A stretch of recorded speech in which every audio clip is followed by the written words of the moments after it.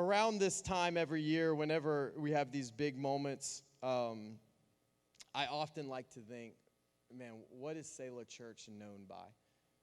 Like if I was to take several of you and I was to kind of bring you into a room and I was to ask, hey, what do you think when you think of Sela Church? What is it that comes through your mind? And I would love to hear some of your answers and some of your thoughts on that. But I start pondering these things and I ask people on our team, I ask people that serve, I ask, okay, when you think Sela Church, what is it that you believe? What is it that we are known by? And I don't only think that that's a good exercise for a church. I kind of want to preach this message personal today. I do think that this is going to apply to Sela Church. And I kind of want us to ask, I think that you are part of Sela Church. I believe that you are the ones that are building Sela Church. I don't believe that it's me that's building Sela Church. We are the church, not me. It's not me as the church. We are the church. And so as we're building the church, I think you should ask, hey, what is Sela Church being known by?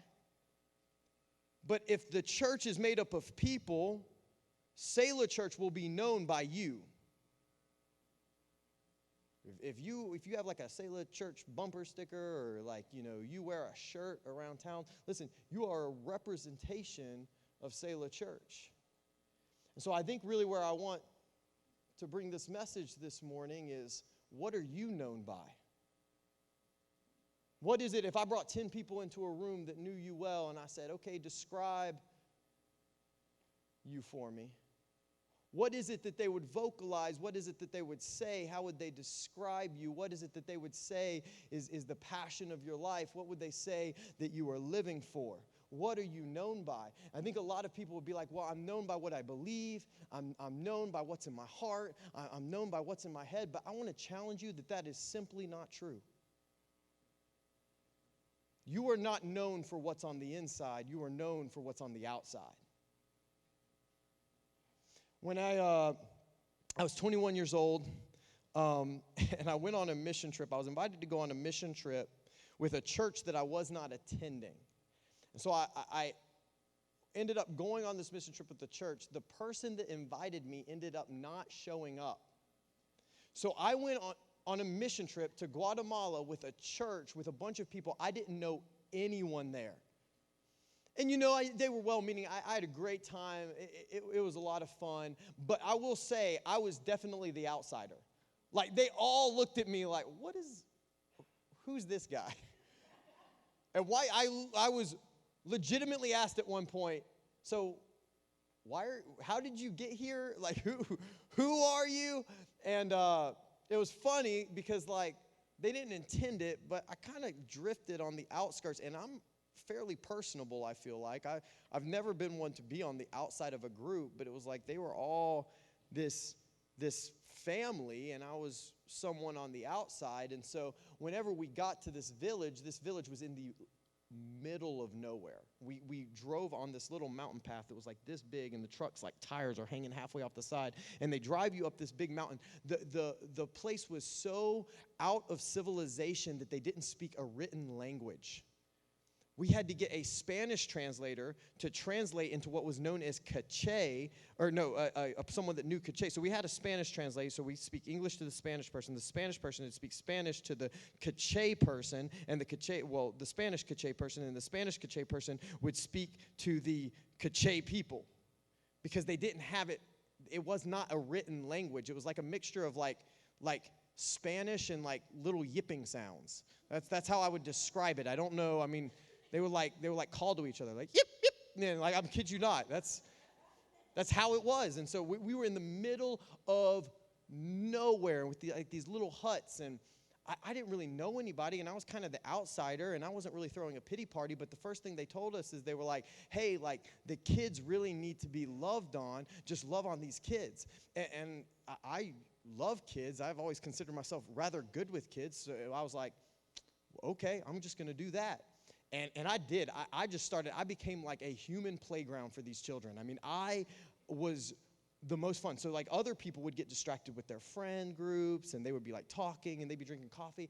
I'm wrestling with kids. We're playing soccer. I'm throwing them across the grass yard. I don't know that there was a lot of accountability with this, but I mean, we were having a lot of fun. I mean, these kids came up with a game where they thought it was funny to take like clumps of grass and like try to shove, like the kids would hold me down and they try to shove it in my mouth. So I don't really know if they liked me, but that was the game they played. And there was this one little girl in particular, and she just like fell in love with me. She was 8 years old. Her name was Marie.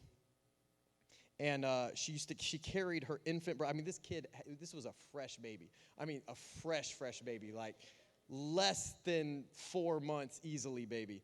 And she would have this like piece of linen that she would tie around her like herself, kind of like a satchel type thing, and the baby would just be sitting back there and like her linen pad, it was just like a blanket. It was the craziest thing ever. So Marie would walk around with her little brother in the back, and I mean, Marie was just fascinated with me.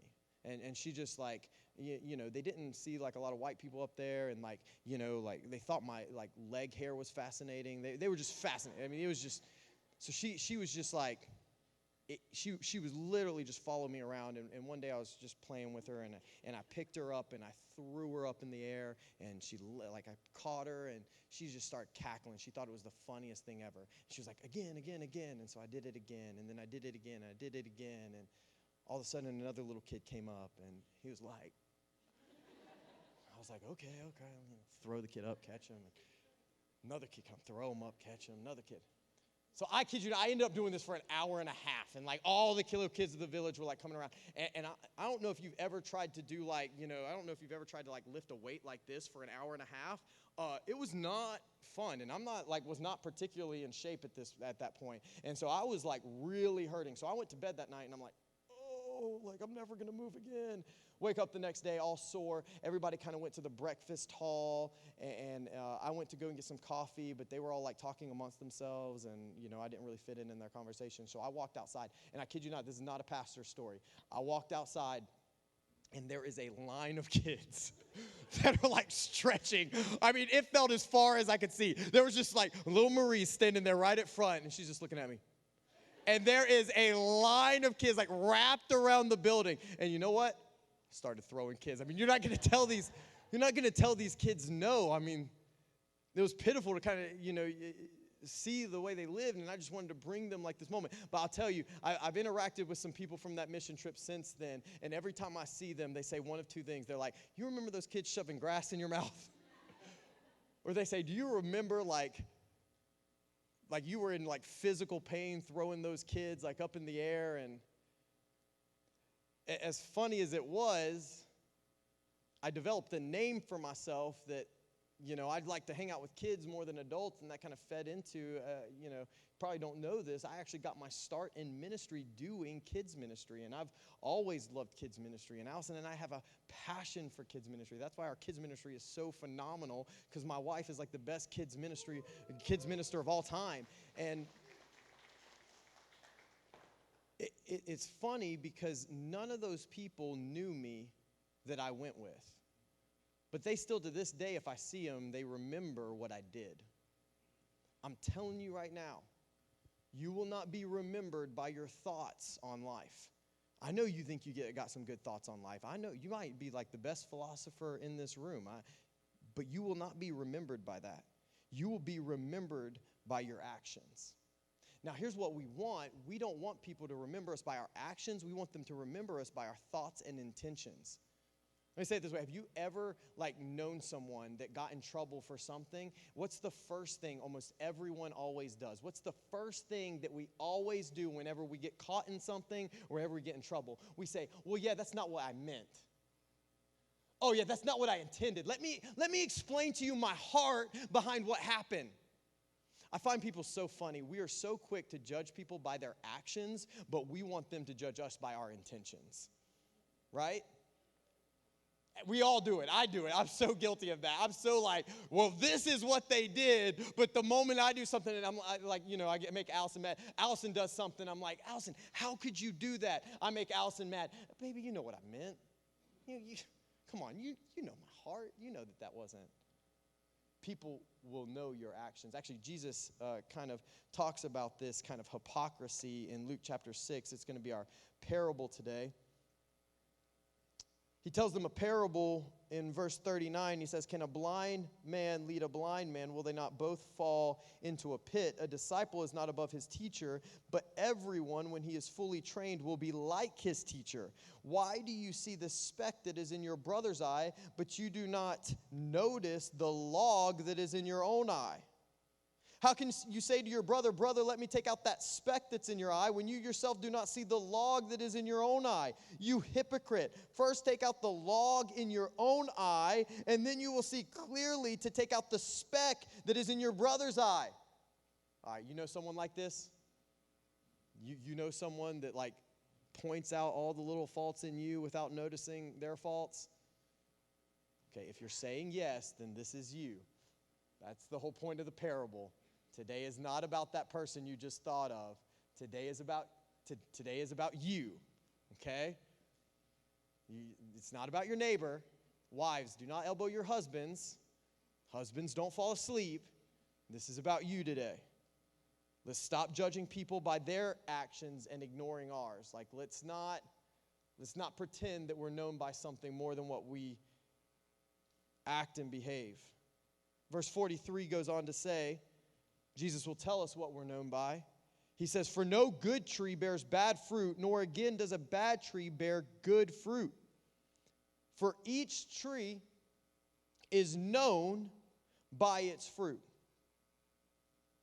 For figs are not gathered from thorn bushes, nor are grapes picked from a bramble bush. The good person out of the good treasure of his heart produces good, and the evil person out of the evil treasure produces evil. For out of the abundance of the heart his mouth speaks.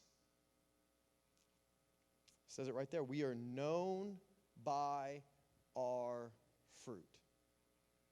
That's what you'll be known. You'll be known by fruit as produce. You will be known by what your life produces, by what comes out, by what people see and taste and feel. That is what you're going to be known by. And so I really want to challenge you this morning. Man, what are you known by? What fruit is coming out of your life? What fruit do you bear? And now would be a really good time if you're like, man, I don't know what fruit I have in my life. I don't know like what my actions say about me. Now is a great time to start evaluating those things. And I want to give you 3 ways to begin developing good fruit in your life. And I promise you, that if you implement these 3 things into your life, and if you start fighting for good fruit, that in a year's time, you will notice a significant difference in your life. So 3 things, really quick.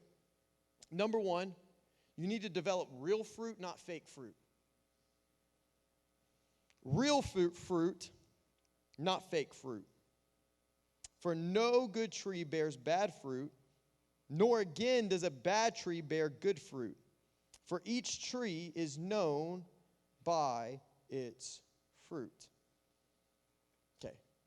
Do you remember there was like this really weird trend? It might actually still be a trend. I don't really know. I don't watch like Chip and Joanna Gaines or like HGTV. That's not my thing. If it is for you, man, I'm happy for you. But I do remember in like late 90s, maybe early 2000s, it was really popular for some reason. Like every middle class family would decorate their house with like bowls of fake fruit.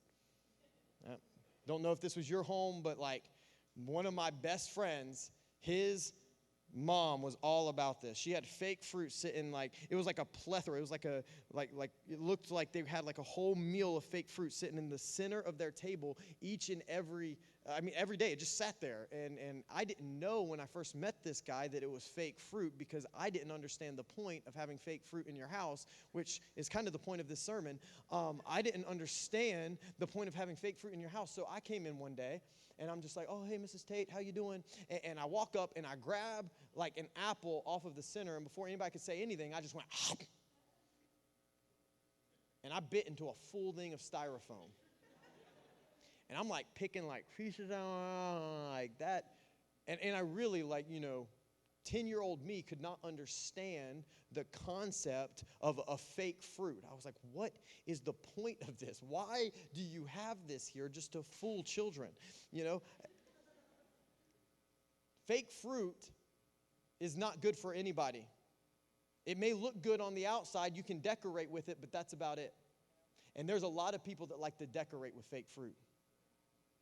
But here's the problem. Just like 10-year-old me, you can't fake fruit because people will eventually taste it. Jesus says good trees don't bear bad fruit and bad trees don't bear good fruit. And I think a lot of people want to convince themselves that their fruit is not what's on the inside, that they are different from what they are producing. This is why we get caught up in the intention, like that was not my intention conversation, because we want to believe that what came out of us is any different than what's on the inside of us. But we will see more and more today as we go through this sermon that what comes out of you is indeed how you will be identified by.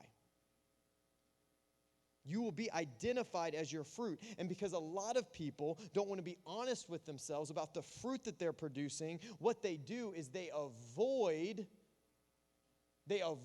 thinking about what's coming out of their life. And what they do is they try to take shortcuts for producing real fruit. And they go somewhere else.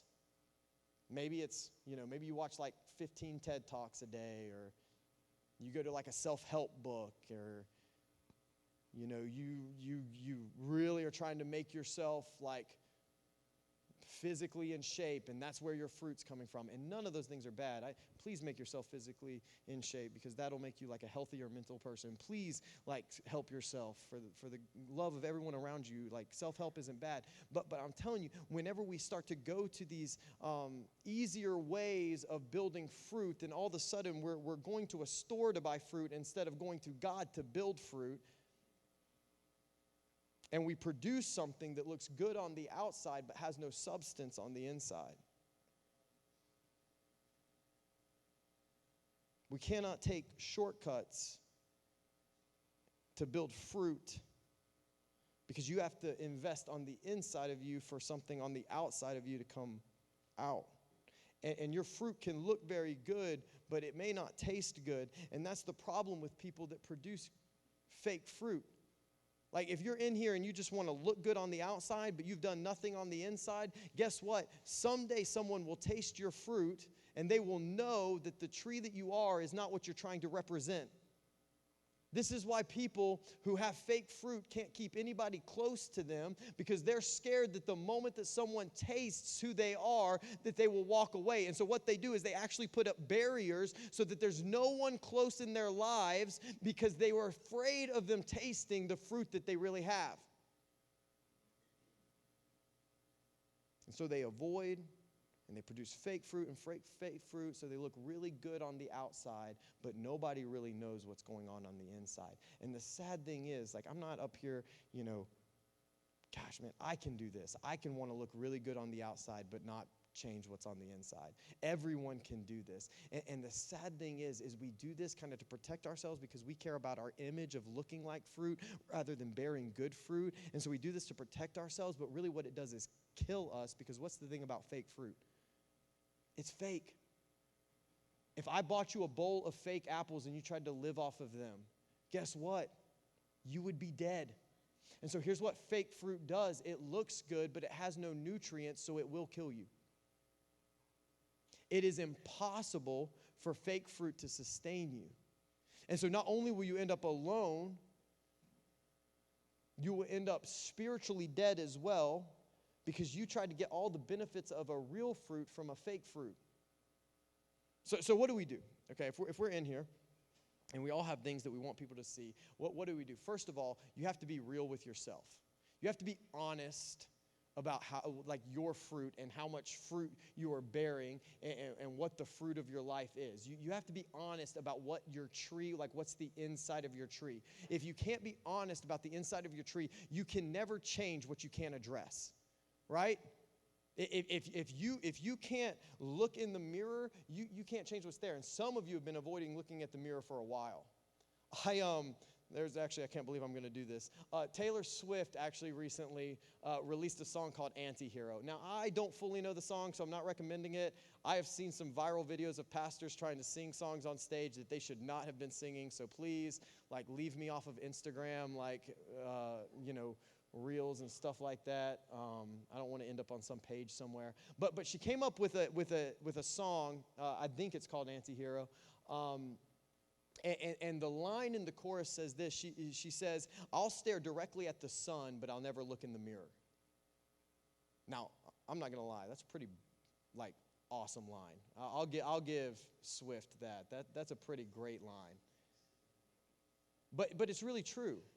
I know so many people, they will look everywhere but the problem when their problem's really themselves. We will hurt ourselves staring directly in the sun because we're too afraid to look at ourselves in the eyes. You can never change what you cannot recognize. So if you cannot recognize what's in here, you cannot change it. You got to be real with yourself. I heard a motivational speaker one time, and he was talking about what finally changed him. He was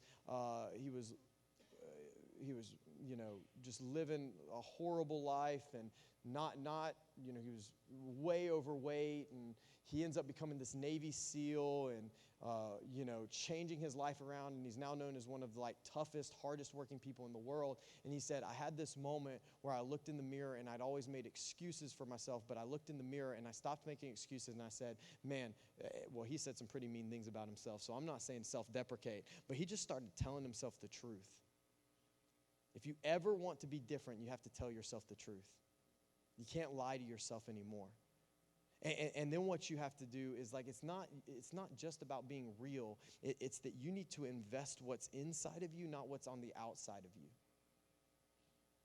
We're not talking about if all you do is invest on the outside of you, you're just building fake fruit, because what's on the inside is not what's on the outside. See, we want to fix up the outside and then work our way to the inside. And the problem with that's the definition of building fake fruit. What you need to do instead is you need to focus on the inside of you, and the outside might not look pretty yet, but as you change the inside of you, you will build something sustainable that people can taste and see, and they will notice the difference in your life.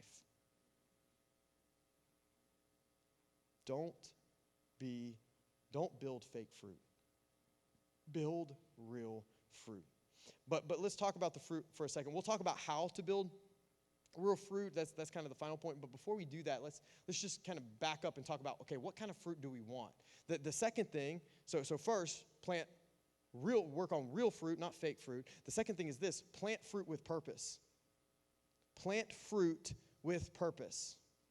How useless would it be if you planted fruit that you do not need for your life?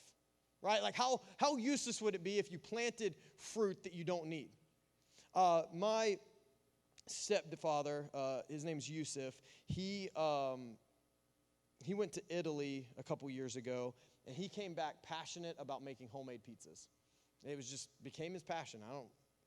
It was cool. He bought a pizza oven. They're really good, but he bought this pizza oven and he started making it, but it wasn't quite the same as it was in Italy. And so what he decided to do is he was like, well, I'm going to make all my own ingredients. So he started with basil, and he ends up making a garden where he could make tomato and basil and put all this stuff in. And so he started growing all the stuff that he needed for his pizza. Guess what he didn't do? He didn't sit in his garden and plant, I don't know, I'm not a gardener. He didn't sit in there and plant an apple tree for his pizza. That wouldn't make sense, right? Instead, he planted basil because that's what he needed. And yet I find, there's a point to this, I find so many people don't know what they don't know what they need to plant. And so they're just planting random things in their garden, and what they're going to end up with, Jesus says this, he says, listen, figs are not gathered from thorn bushes, nor are grapes picked from a bramble bush. So we have a lot of people who need grapes in their life, but instead they're ending up with brambles because they don't understand what it is that they need to plant. There's no purpose behind their planting. I find three things that people do wrong when it comes to planting the wrong fruit. If you have the wrong fruit in your life, it could be because of three reasons. Number one, maybe you don't have a purpose. These are subpoints under number two. If you don't have purpose, it's going to be hard to know what fruit you want coming out of your life, right? Yes. A lot of people, if you don't have a goal, I'm a big fan of goal setting. In faith, in church, in personal life, in physical health, you should set goals. And here's the reason why. If you don't know where your life is headed, then you're not headed anywhere. Have you ever taken a road? Well, maybe you have. This would be fun. But have you ever taken a road trip and didn't know where you were going? Where'd you wind up? Probably nowhere. Now, some of you are like spontaneous people, and you're like, that sounds amazing. Good for you. But if you ever want to like intentionally get somewhere and you don't have a plan to get there, you won't ever get there. So some of you just need purpose in your life. I really believe that the prophetic word over my life was to raise up spiritual warriors. That's like my purpose. Everything I do in my life is to raise up spiritual warriors, not spiritual parasites. That's how I say it. We want to engage in spiritual battles. We don't want to be like parasites, like sucking off of the church, right? That's what I believe the call of my life is. That's what I invest everything. And that comes out in every area, right? My calling is to raise up warriors. Guess what? That includes my wife. I got to make my wife ready to fight spiritual warfare. I got to make my son ready to fight spiritual warfare. I got to make my team ready to fight spiritual warfare. My job is to make the church ready to fight spiritual warfare. That's what I do. And so each and every day, I'm investing things in my life. Listen, I'm investing things in my life so that I like have fruit that I can give them, because that's the purpose of my life. It'd be really bad if I sowed like unself-restraint and no discipline into my life, right? If I just sowed no discipline or self-restraint into my life, then guess what? I wouldn't have any strength or mental toughness to give to my team. And if we're going to fight spiritual warfare, don't you think that that's a good thing to have? So instead, you know what I do? I do things that I don't like to do. I do things that intentionally make me mentally tough, and not because I like it, but because that's the kind of fruit I need. Because I know what my purpose is. Man, you can simplify it to this. Your purpose is to love God. That's all of every single person in this room, your first calling in life is to love God. That's the greatest commandment, hands down. Your first commandment is to love God. That's your purpose in life. Don't you think you should be sowing some fruit into your life that your purpose may be seen by other people? Like nothing comes before my time with the Lord. That's my biggest purpose. And so what I want to sow into my life is my time with Jesus, because that's the fruit that I need most. Then I can start looking at this other stuff. Listen, you have to have purpose. You have to know, if you planted fruit without intentionality, you're going to end up with thorn bushes and brambles where you wanted like strawberries and basil. Plant with purpose. Number 2, they don't have intention. You can't only plant with purpose. You have to be intentional about what you're doing with your life. This is kind of more the day-to-day. So what I said before, that's like the goal-oriented, but you can't just have a goal. You have to work towards it day-to-day, right? If you're not intentionally moving towards your purpose each and every day, then you are going to take setbacks rather than steps forward. Like no one ever, let's put it this way. If you want to be intentional, you're going to intentionally be investing things inside of your life each and every day that are bringing you closer to your purpose. But so many people don't do that. They just like, they're kind of unintentional about it. They kind of don't, they respond. I say they kind of react to their life rather than like dictate their life. And so they're constantly reacting to things.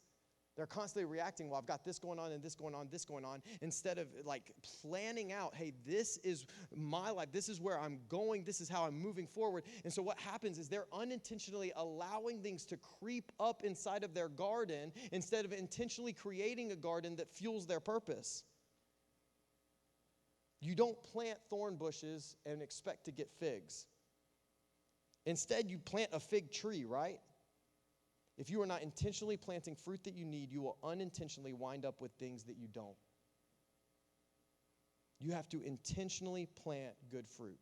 Third and final way that I find that people that people don't end up with the fruit that they want, that they don't end up with fruit with purpose, is they just don't have discipline with it. This is like the least fun point. This is like the least fun one. Because at the end of the day, I don't know if we have any gardeners in here. I am not a gardener. I do not have time to garden. You know why? Because it's work. And if you want fruit in your life, guess what? It's going to take work. You don't have anything in your life that's worth having that you didn't work for. You don't have anything, or maybe something was given to you, but guess what? Someone worked for it. Work is needed in everything. And I find so many people that want God to bless them, that want to see God moving in their life, that want good fruit, that want the fruit of the Holy Spirit, but they're not willing to work for it, so they never seem to come to pass. Guess what? You may have to roll up your sleeves and do work. That's why at Sela Church, we're a big fan of outreach. That's why at Sela Church, we come here every morning at 7 a.m. and we start setting and breaking down this place. I know that that's a little crazy. I know that we're a little bit detail-oriented. But you know what? We put in work because we want to see your fruit. We want to see a harvest in your life. You got to be willing to work. I see so many people that want God but aren't willing to work for Him. That's not how it works. You're going to have to plant things. You're going to have to work the ground. Too many people, they want to plant something today and they want to see it sprout tomorrow. That's not how any gardening ever works. You're going to plant something and then you're going to water it. You're going to soil it and you're going to tend to it and you're going to make sure it gets enough sunlight and you're going to work the ground. And then maybe, after time, you'll see this itsy-bitsy little green thing come out of the ground. And then you got to tend for it. And you got to care for it. And you got to grow it. And you may have to prune it. And you may have to work hard on it. And it's going to take sweat. But over time, you'll get to taste and you'll get to see real fruit. That's how it is. You have to work. If you want real fruit in your life, you have to have discipline. Okay. So, real fruit, not fake fruit. Make fruit with purpose. And the third and final thing is this. Your fruit will be what you treasure. This is like the how. This is what to invest if you want different fruit to come out of your life. Verse 45, the person out of good treasure of his heart produces good, and the evil person out of evil treasure produces evil. For out of the abundance of the heart his mouth speaks. Out of the abundance of his heart his mouth speaks. Out of the abundance of his heart his mouth speaks. If you want to know how to plant good fruit, then you should look at what you treasure most. Because if what you treasure is not good, what's coming out of your life will not be good. Produce comes out of what we treasure most. Out of the abundance of the heart, the mouth speaks. So I always, if I want to know what's in my heart, I usually look what's coming out of my mouth. And some of you probably don't want to admit that. Sometimes I don't want to admit that. I was actually convicted with this morning. It's funny, I'm a really passionate person, and so I just, I can talk a lot. In case you haven't noticed, I'm just passionate. I like to talk about things. And so, when I'm talking to people, guess what? You're going to hear about my wife because I'm passionate about my wife. I love my wife, and so you're going to hear me talk about her. You're going to hear me talk about my son. I love my son. You're going to hear me talk about Sela Church. I love Sela Church. I'm going to talk about Sela Church. You guys I've had people actually come and roll their eyes at me because in a lot of my sermons recently, I've been talking about jujitsu. I love jujitsu, so it just comes out of my mouth, right? I just talk about it because I've gotten passionate. But what I want coming out of my heart and life the most is the name of Jesus. What I want people to see, when people see my life, I don't want them to say, man, he was a really good dad. I want them to say, man, he really, really loved Jesus.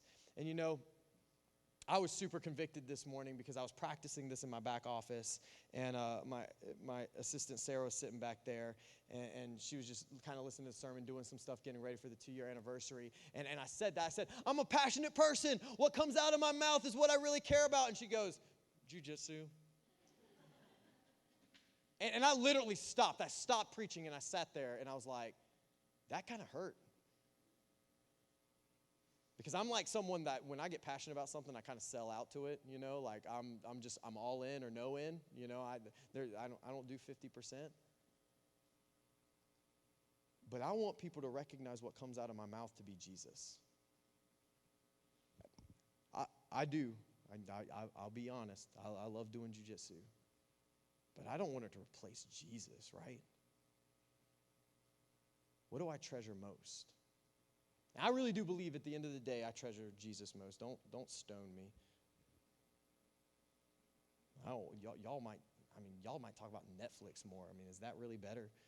Gosh, y'all be talking about season 5 of Outer Banks more than Jesus. I don't want to hear you judging me for my sport.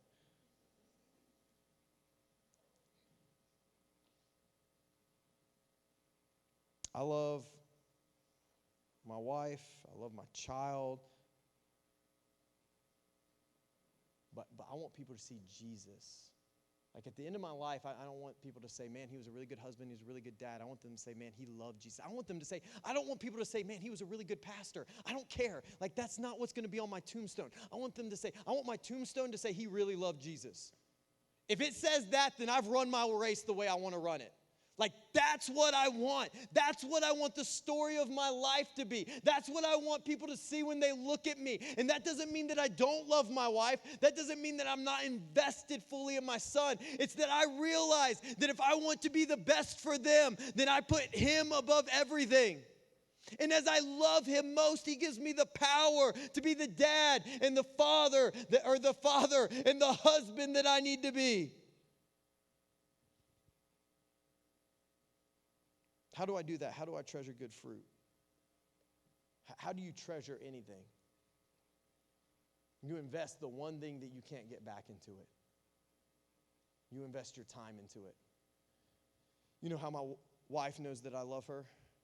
Because I have sanctified time for her. Friday nights, if you call me, I will not answer. I don't care. I love you, but that's my time with my wife. Stay away from me. That's my date night. It is sanctified. It is sacred. You don't touch it. I have time with my son every Monday. That's my time with my son. We go to jiu-jitsu together. He tries to do the kids' class. He runs around in circles really the whole time, and we have a blast. And then we go and do something for the day. We go to the zoo or something. That's my time with my son. I invest it. I'm at the gym 6 days a week because I'm obsessed. But I have a rule that before I ever will show up, I'm late some days to the gym because before I will ever walk through those doors, I have a rule in my life because I know my propensity to be passionate about hobbies. What I do is I never let myself walk through those doors unless if I've spent like I spent a morning spending time with the Lord. Because above being a dad, I'm a son of God. Before a husband, I'm a son of God. Before an athlete, I'm a son of God.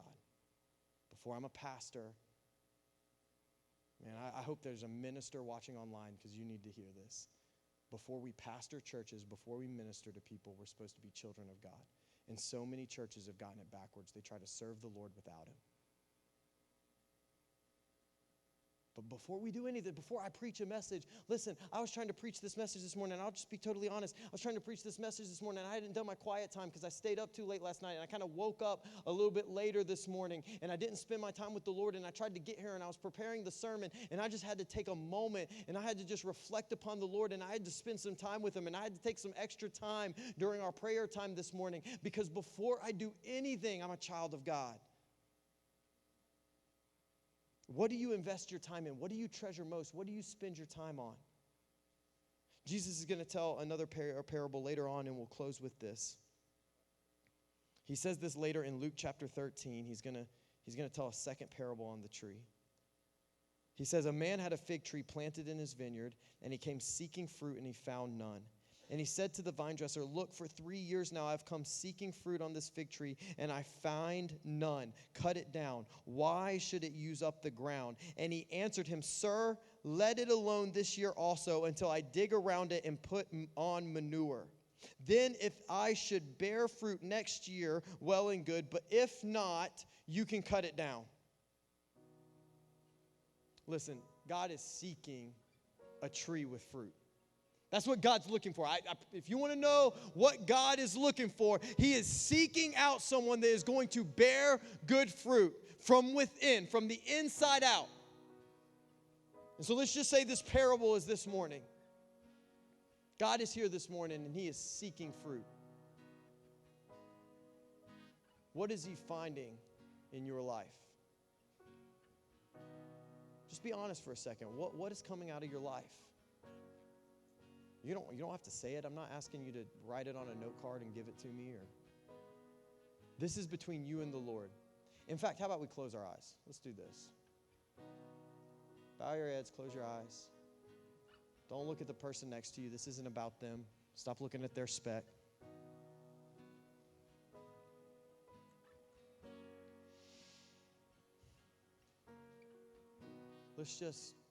Jesus is here this morning. He's right there with you. Be honest with yourself right now. What fruit are you bearing? What's coming out of your life?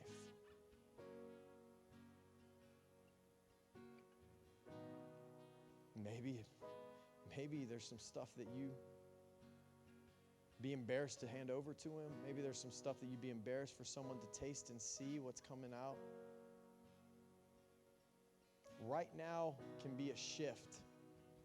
Listen, I said it earlier, but that's what the parable says. That's why I said it. It says, hey, leave it alone for the year. This is what the vine dresser says. This is what Jesus says. He says, hey, why don't you leave them with me for a year and let me begin to invest what is good into the tree. Let me begin to put what is good into the tree. And as I put what is good into the tree, then it's going to transform. It is going to share fruit. It's going to start bearing fruit. And when you come back, I promise you, then it's going to look different than what it is now. It's going to be different than what you see currently. And I'm telling you right now that if you start to trust in what Jesus wants to do in your life, if you begin to trust that in Jesus right now and you begin to invest the things of him rather than the things of the world that you've been so consumed in, if you begin to invest in Jesus, then in 1 year you can look back and you can not even recognize the person you showed up with this morning or showed up as this morning.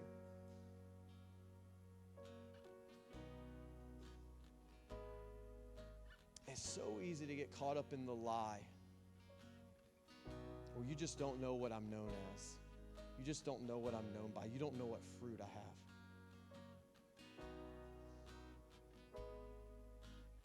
I do know this, that once you begin investing, don't worry about changing on the outside so we all think you're perfect. We don't care about your outside. Begin to change what's on the inside. Begin to be transformed by what's on the inside. Begin to invest good things into your life,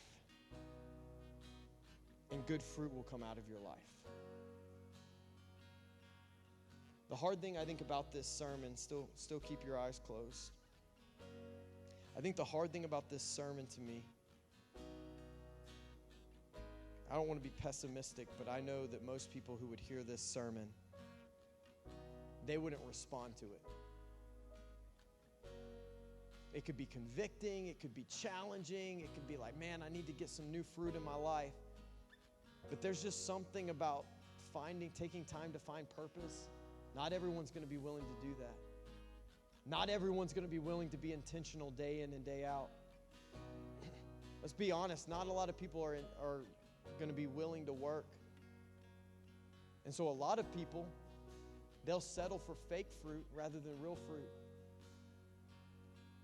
And they will wind up being alone and spiritually dead because they vested inside all their time into something that wasn't real. I don't believe that that's the case of this room. I don't believe that's the case of people watching online. I believe that what we're going to do is that we are going to begin to fill our lives. We're going to begin to put our time with the Lord first. We're going to begin to prioritize the Holy Spirit moving into our lives. And as we do that, we're going to begin to see the fruit of Spirit come out of our lives. We're going to be able to experience the love, the joy, the peace of God. Don't you want some peace coming out of your life? And it might be important to invest in the Prince of Peace. I want some joy to come in my life. But I can't have joy coming out of my life if I'm not treasuring the Spirit in my life. What do you treasure this morning? In 1 year, I'm telling you right now, in 1 year, you can look back. You can use Sela Church, the anniversary. Use the 3-year anniversary as like a mile marker for you.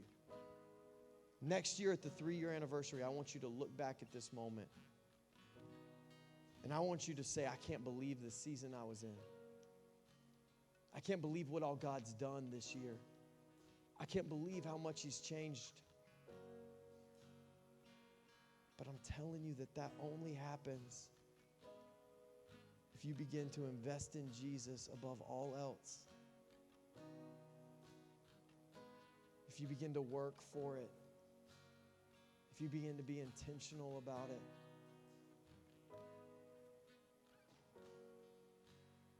In 1 year, I want to look back on my life and I want to say, I can't believe what God's done. And my prayer is that you're there with me. Let us pray. Jesus, I'm so grateful for what you've done in Sela Church. I'm so grateful for what you've done in the people's lives around this room. But God, the story's not over. And God, whether they're in a good season or God, whether it's been a horrible season where they feel like their fig tree has died, I pray that right now that they will realize there is so much more. I pray that right now that we begin to be real with ourselves, to really look in the mirror so that we can change what needs to be changed. That God, that we would begin to have purpose, and God, through that purpose, we would begin to work for something bigger than ourselves, and that we would begin to treasure in our hearts your presence in our lives. And as we treasure you above all else, God, we will see joy and gentleness and self-control just spring forth.